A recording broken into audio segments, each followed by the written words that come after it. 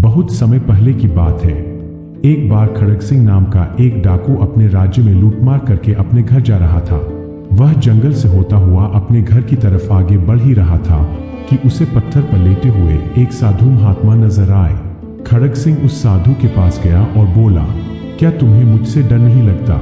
तुम्हें पता भी है मैं कौन हूँ? सारे शहर और राज्य के लोग मेरे नाम से कांपते हैं। मैं ही वो खड़ग सिंह हूँ जिसने हजारों लोगों को मौत के घाट उतार दिया और मेरे क्रोध से सभी परिचित है। वह अपने बारे में एक छोटा सा परिचय साधु के सामने दे रहा था, लेकिन इन सब बातों का साधु पर कोई भी असर नहीं पड़ा और वे ज्यों के त्यों उस पत्थर पर ही लेटे रहे। आपको कम सुनाई देता है क्या? सुना नहीं मैं कौन हूँ और क्या करता हूँ? खड़ग सिंह फिर से चिल्लाते हुए बोला। साधु ने कहा, तुम खून खराबा क्यों करते हो? ताकि मैं इस राज्य पर कब्जा कर सकूं और एक दिन मेरे आतंक से देश भी कांपे। डाकू खड़ग सिंह बोला, फिर इससे क्या होगा? साधु ने पूछा, मेरे पास सभी सुख सुविधाएं होंगी, सब लोग मुझसे डरेंगे, मेरे आगे सिर झुकाएंगे, मेरे पास बड़े बड़े घर, नौकर चाकर, संपत्ति, गहने और सभी ऐसो आराम की चीजें होंगी। डाकू ने कहा, फिर इससे क्या होगा? साधु ने पुनः प्रश्न किया।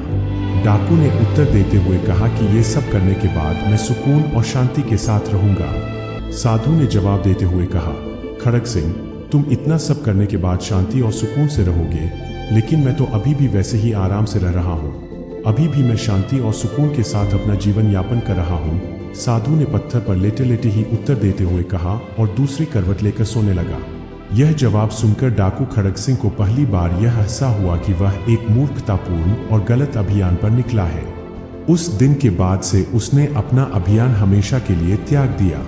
वह इस बात को अब समझ चुका था कि सुकून और आराम पाने के लिए उसका रास्ता कभी उचित नहीं था। वह हिंसा, क्रोध, किसी को डराकर कभी भी शांति हासिल नहीं कर सकता।